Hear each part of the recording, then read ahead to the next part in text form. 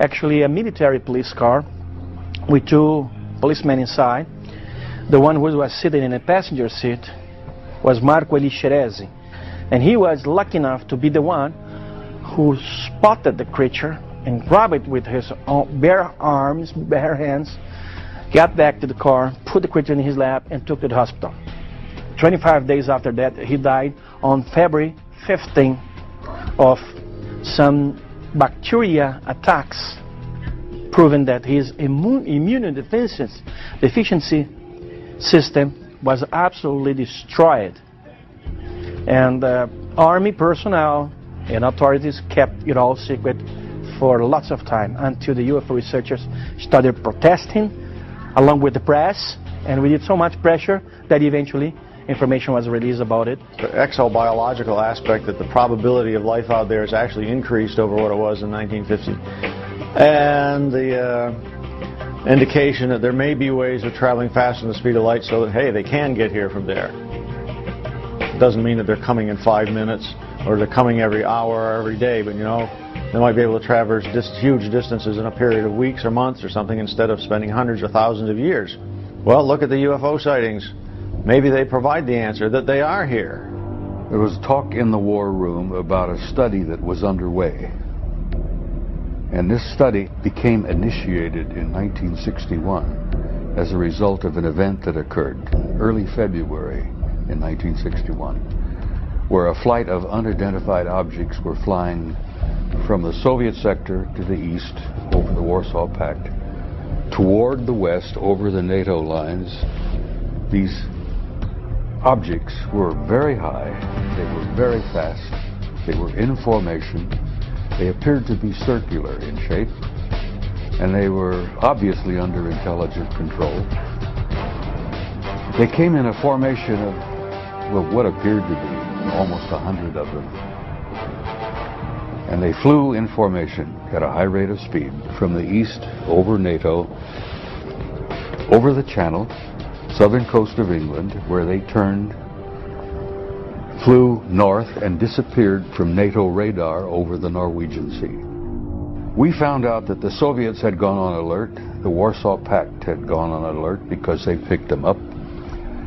All of our Air Force and radar sensory devices picked them up. NATO thought those objects belonged to the Russians. We found later that the Russians thought they belonged to us.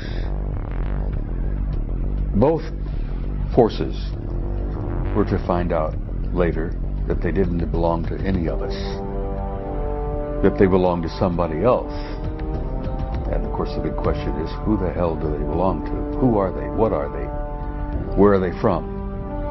They demonstrated incredibly high technology. They were not jets. There were no contrails. They were circular, they were metallic, and they were in formation. They moved, obviously, under intelligent control. NATO SHAPE, Supreme Headquarters Allied Powers, initiated a study in 1961, which was underway when I arrived in '63, to determine what the hell these things were. Some experts now claim that societies exist in our universe at every conceivable level of social and spiritual development. Societies and civilizations that express themselves in countless manners of physical forms and spiritual ways. Have great wars and conflicts occurred within our own solar system? Does our true planetary past include rebellions and disputes that have raged throughout our heavens? In our distant past, have massive spacecrafts rained destruction down from the heavens, ravishing continents and destroying advanced civilizations? Genesis 6:1. When men began to increase in number on the earth, and daughters were born to them, the sons of God saw that the daughters of men were beautiful, and they married any of them they chose. The historical record is plain. This has been a phenomenon that's been around since our recorded history. The Vedas, the Hindu Vedas, which are among the oldest writings in the world, talk about the flying Brahmas and how that they were used to launch weapons and blow up cities and all this stuff. You know, again, we've got Ezekiel, and it just goes all the way back. So they've been here all along. If their game plan was like an Independence Day type invasion where they're going to blow up everything and eat everybody or whatever, it would have happened long before now. My main question was, is God out there too? If God's on this planet, is he out there too? And those questions were answered by reading the Bible. And that really set me on this journey to understanding the abduction phenomenon. What is the reasoning for this? Who's doing this? And all of those questions that we all ask. We think of aliens and we think of angels as, you know, divine beings that we have no idea of and we don't see, we don't communicate with on a daily basis. But it is not only the Bible and other holy works that are filled with references to UFOs and extraterrestrials. Drawings, paintings, stone carvings, and even coins reflect strange humanoid-like creatures and their flying crafts. Serious researchers now say that the real question is not whether there are abductions occurring, but are there abductions to help or to harm us? And the Greys were authorized to, sort of like a Noah's Ark, to develop a full genetic and DNA bank of all flora and fauna on this planet so as to replant it centuries down the road after the catastrophe. Can you imagine any president, whether it be Bush or Clinton or whatever, standing before the public and saying, yes, I am aware that we have this joint program with some aliens to upgrade our biological computers, to build better bodies to house our souls in future incarnations? They can't talk about things like that. He wouldn't be able to do the job we hired him to do.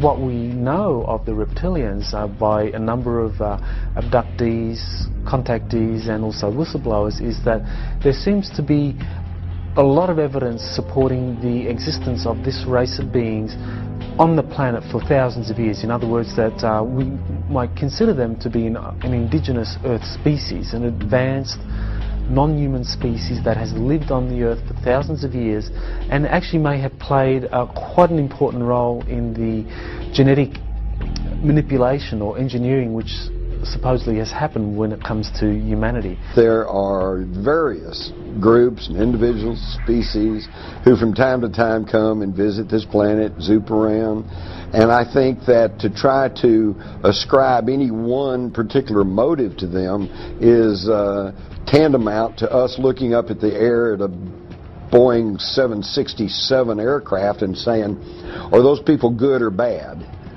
You know, you just can't ask that. It's a group of people, a group of intelligent beings. Some of them are good, some of them are not so good. But I will say this, I don't think there's any reason for great fear and anxiety. Most recently, 2 new terms have emerged that also describe human-alien interaction. The most widely